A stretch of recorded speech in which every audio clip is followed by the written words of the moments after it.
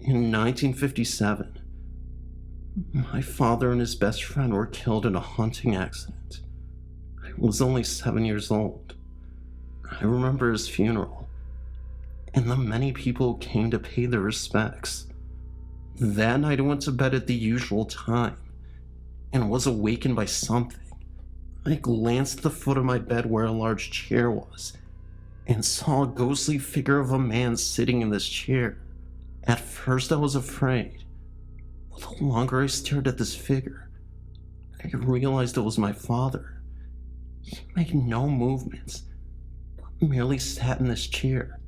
After a couple of minutes, I decided to communicate with my father, so I sat up in bed and proceeded to crawl down towards the foot of the bed. Before I could even reach the foot of the bed, my father's image faded away. It was then that I felt afraid and climbed in bed with my mother, though I didn't tell her about seeing my father until several days later. All I know is that this wasn't a dream, and that I was very thankful to have this opportunity. I don't think my mother has ever believed me about this, but it doesn't matter, because this will always stay in my mind. Thank you for letting me tell my story. This happened at South Bay Elementary School. Many sightings of a little boy wandering in the recreation area at night is seen. He's usually seen walking around the area where the old firehouse burned down, around the late 1800s. Also, numerous times, an old man that looks poor is seen wandering.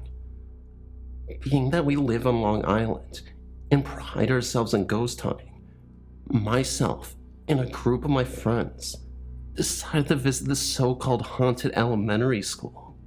After getting lost on our way there, we found the school at about 4 a.m.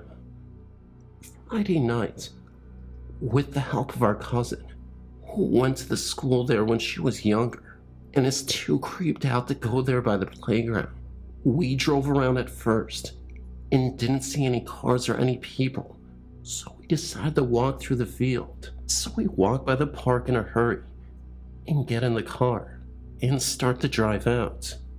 We were in the front of the school, ready to pull out when waiting for the light to change, talking amongst ourselves, saying how we should go back and see if that poor looking ghost is around. A minute or so passed while I was on the phone with my cousin. Then I looked over to the drive and saw his terrified and shocked facial expression while he was looking in the rearview mirror. All of a sudden, I hear a shrieking scream and banging on the trunk of the car. I turned around and saw the shaggy black figure as if it were screaming, and it was floating on the trunk of the car. We bolted down Great East Neck Road and eventually pulled over because we were all shaking. The shocked facial expression on the driver's face was due to the fact that he saw this black figure come out of nowhere. After a few minutes and a couple cups of coffee and Dunkin' Donuts, we decided to go back to see if it was someone just trying to mess with us, even though we all knew that deep down inside, it seemed a bit tad paranormal.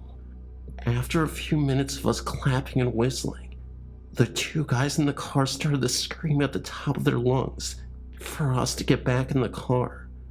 We ran in and drove off because they saw a black figure coming out of the playground towards us. Needless to say, I've never been that scared in my life.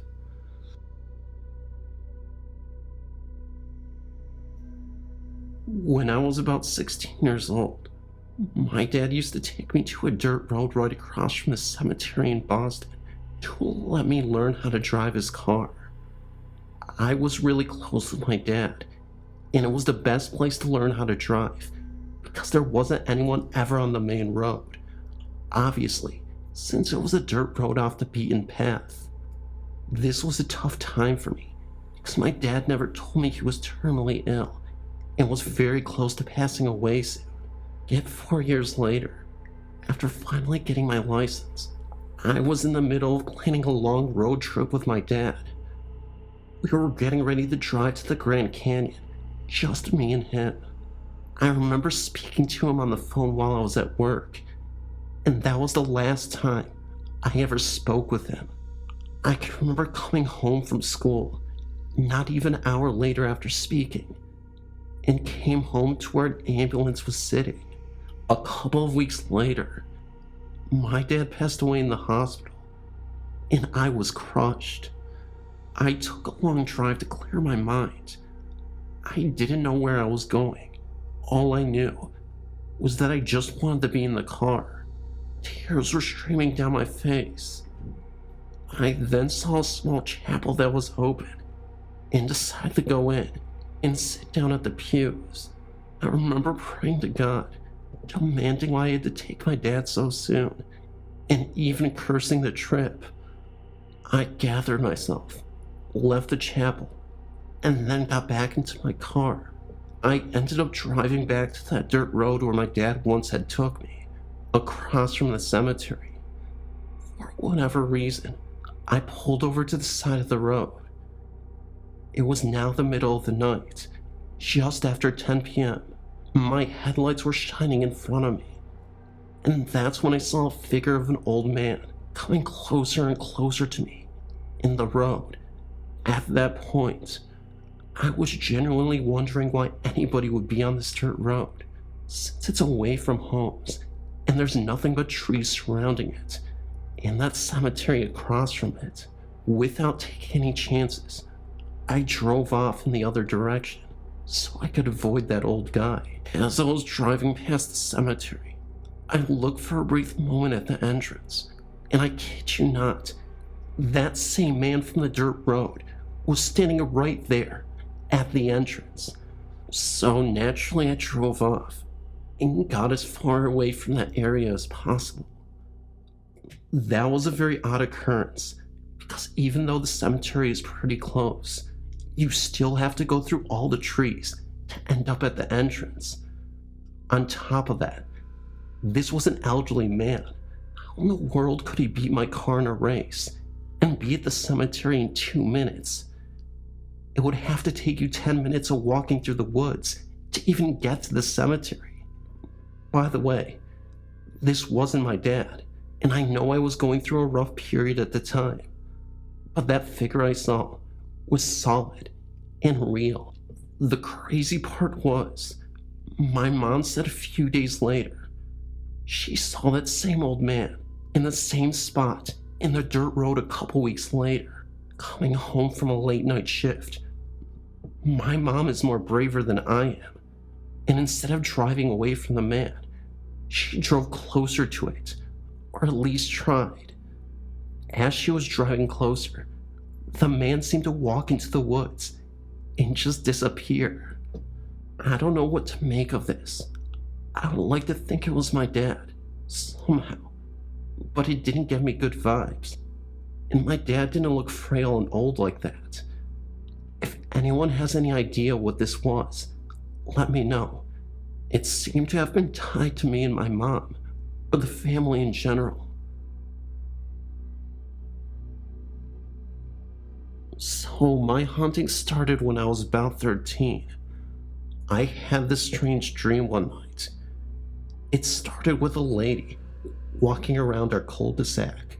She was wearing all black, and it looked like she was sick because she was blowing her nose. Now that I look back, I wonder if maybe she was crying. Anyway, I panicked and went to my room in the dream, and she said, "Don't worry, she's supposed to be here." The dream continued with me just standing staring out my window and watching the lady. Then another lady dressed in all white with brown hair walked by. It looked like she was wearing a nightgown. I woke up right after that. Now, every time I'm on my computer, which is located just across from that same window, I can see that same lady in the white walk by. For a while it frightened me, because I did not know if it was actually the lady, or just my imagination. I'm used to it now. Lately, if I'm up too late, I'll be playing on the computer and I'll hear a bang. Now, my family's always asleep by 10ish, and the possibility of them making the noise is rare. The best memory of the bangs I have is actually during the day. It was summer, so my parents weren't home, and me and my sister were cleaning for company coming in. I was walking past that same window, and I heard a bump coming from a bookshelf. The bookshelf is in a corner, and it is pushed and completely against the wall, so it couldn't have been my sister trying to scare me. So I ignored it and went on with my life. I tried to do research on my house and what it was built on, maybe a graveyard or an old Indian preserve, but I've had no luck yet. I haven't heard from her in a while, but sometimes at night, I still hear bangs and I get weird feelings, and that makes me run to my room.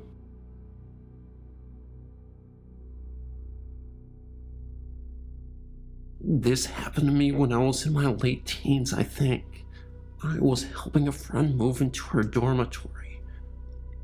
We were outside when I locked eyes with a very handsome blue-eyed guy, also helping a friend move in. We were unable to stop looking at each other throughout the entire move. We were both very instantly attracted to each other, and we both knew it, although neither of us approached the other.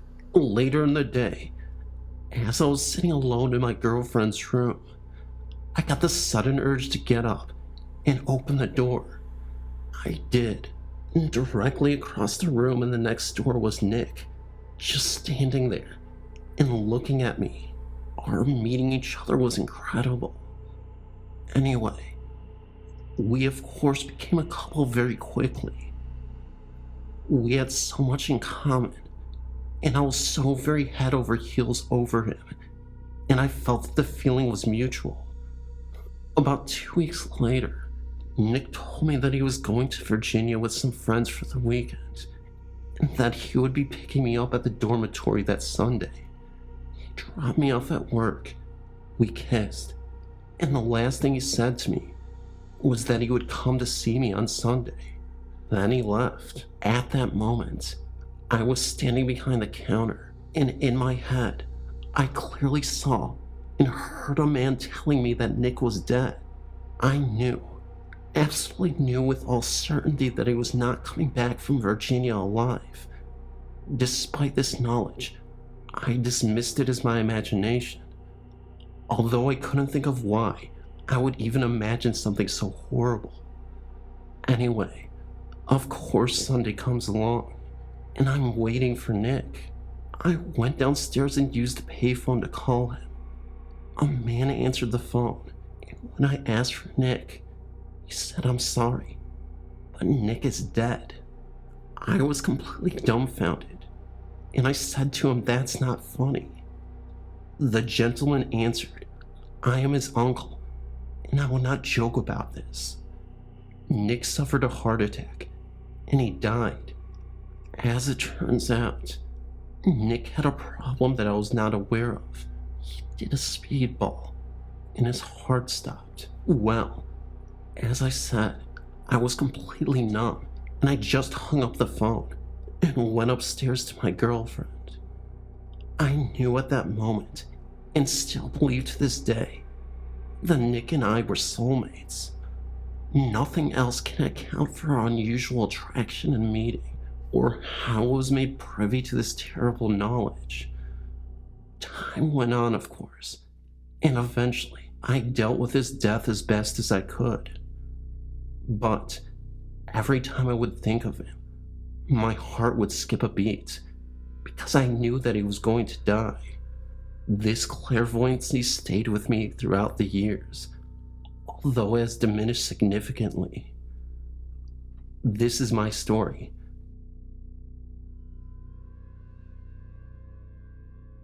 Well, I have a few stories for you. The first ghostly thing I've ever seen was one day with my friends.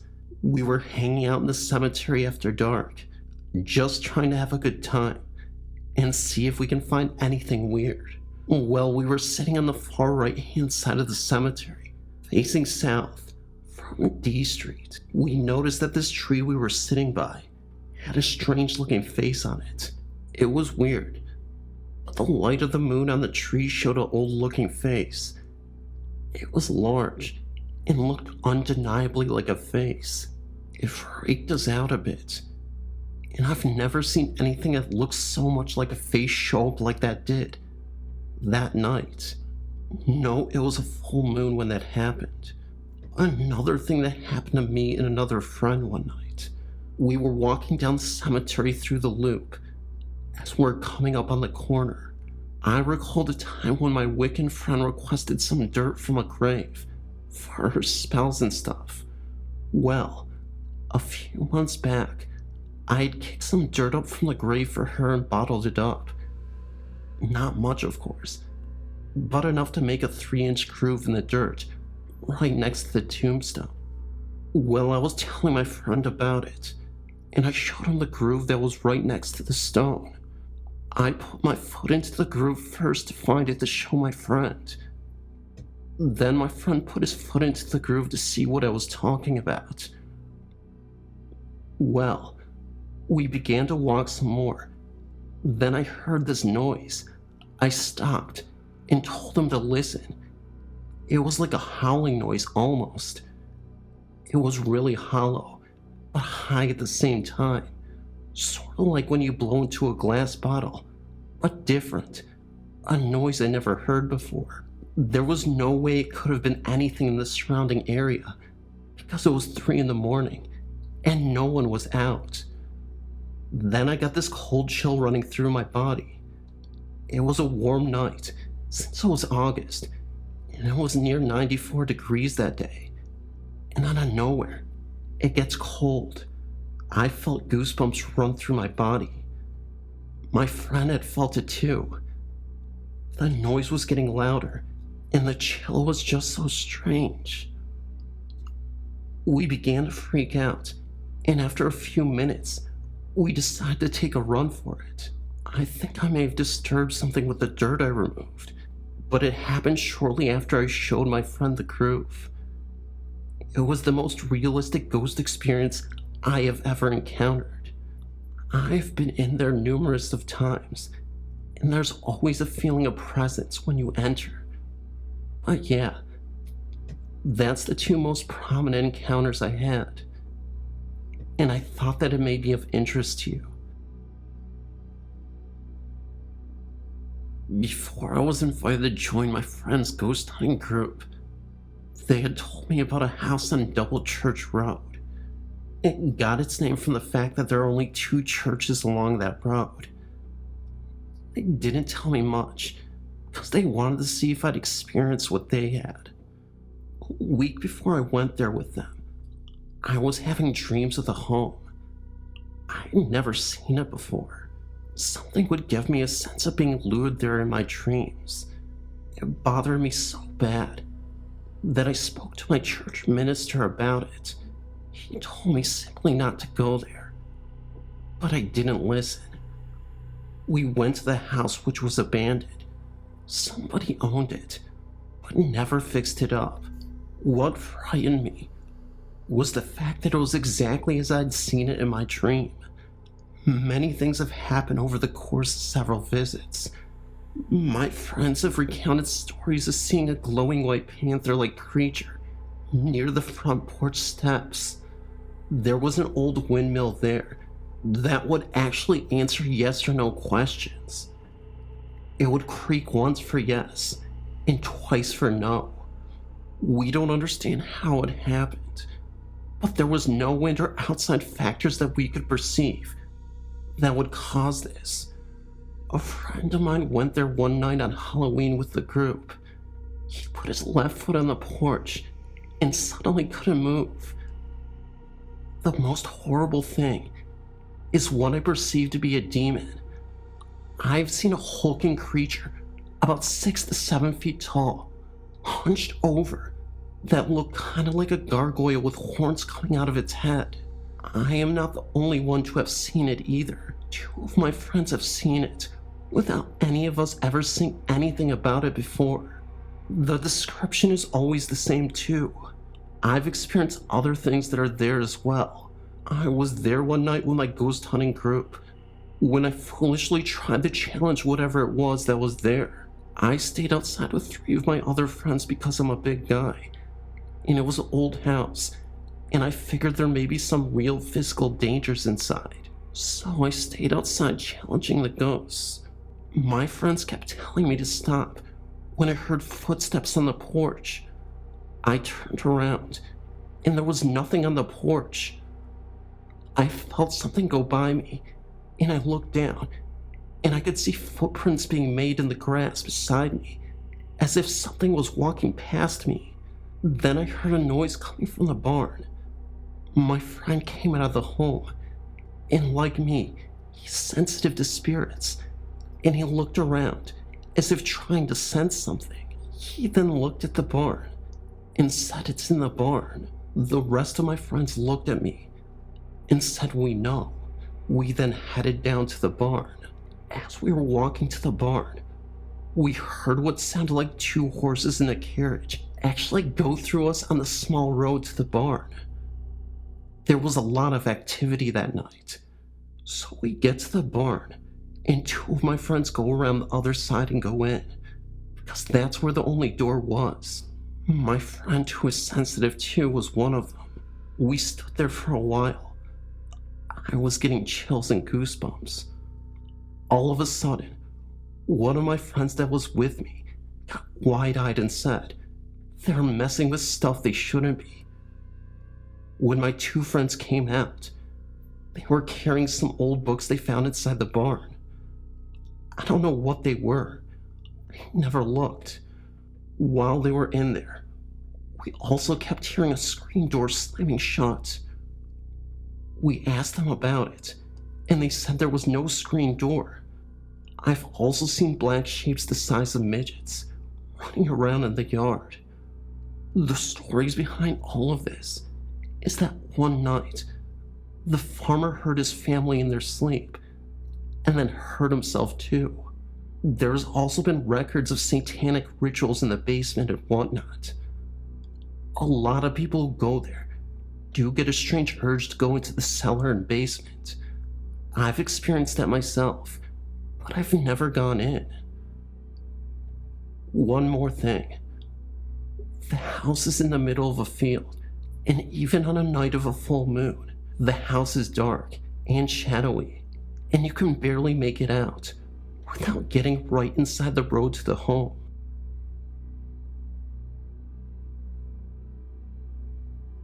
A couple of years ago, I went ghost hunting on a regular basis. Harper's Ferry, West Virginia, was one of the most frequented sites we went to. One night, a friend and I went there on one of our ghost hunting trips. I was tired of never seeing anything. I'm a sensitive, so I can know when they're around. I just don't see them very often. On the way there, we stopped at a store to get something to drink. I also picked up some Little Debbie blueberry muffins and brownies. On the way there, my friend and I ate the blueberry muffins, and we're saving the brownies for later. Well, when we got to Harper's Ferry and parked the car, we made sure it was locked and the windows were rolled up. I had laid the brownies on the passenger side floorboard. Then we went ghost hunting in our usual spots where strange things happen. We went to the bridge next to the railroad tracks. This is where a lot of stuff happens, like strange sounds or Civil War soldier sightings and whatnot. Well, nothing was going on that night. It was pretty dead out there. I got a little angry and started to challenge the nearby spirits. I challenged them to appear or lift me up. Just do something physical. I even took off my blessed cross I was wearing, essentially telling them that the gloves were off. Nothing happened. not even strange noise. So we walked back to the car defeated. On the way, I remarked that at least I'll be able to have some of those brownies we bought, so it's not a total loss. We get back to the car, and the brownies are missing, box and all. The car was locked, and the windows were rolled up. We made sure there was no way to get into the car from the outside. We even checked to see if the windows or the locks had been tampered with. Nothing. We checked under the seats in the front, and the back seats. We checked everywhere inside the car.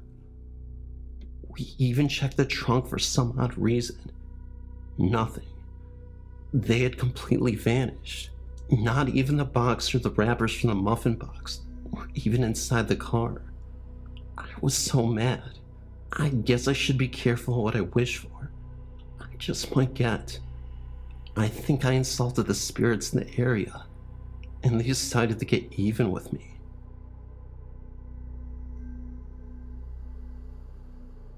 This is a very short story that I think is still worth sharing.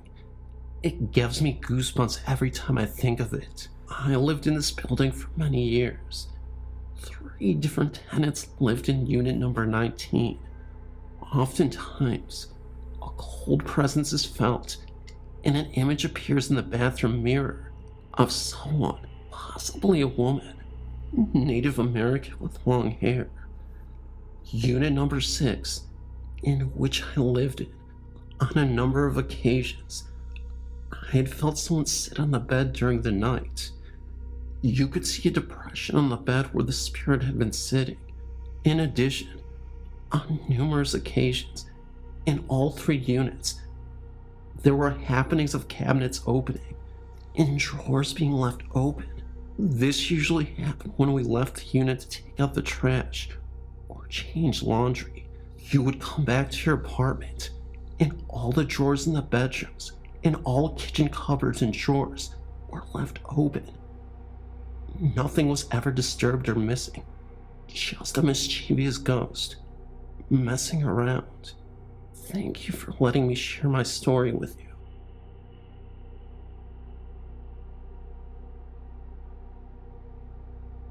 My wife and I used to live in Pasadena, Texas. We had bought a house back in 1996, and it was built in 1951.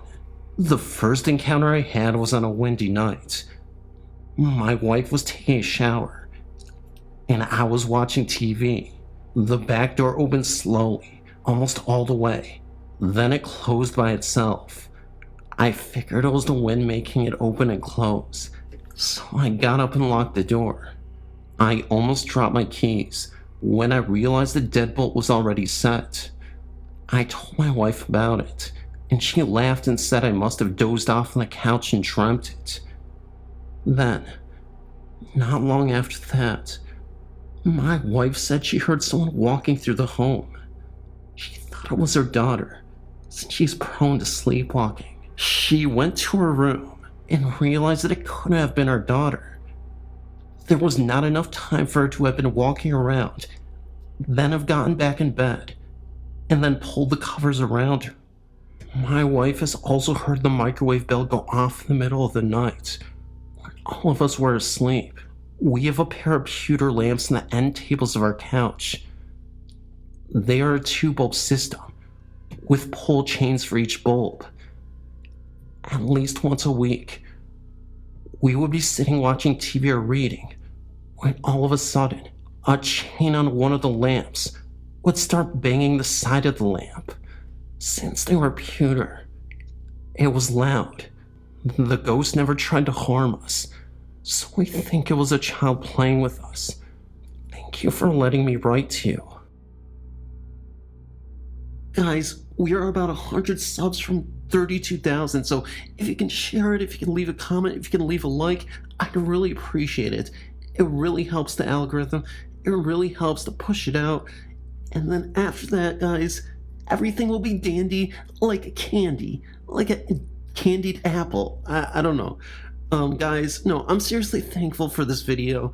Thankful for you guys. I love you guys. Thank you so much for supporting me through the horrible troubles of my voice and everything lately. But laryngitis will be defeated eventually. I think I defeated it right now, but love you guys. See you in the next video.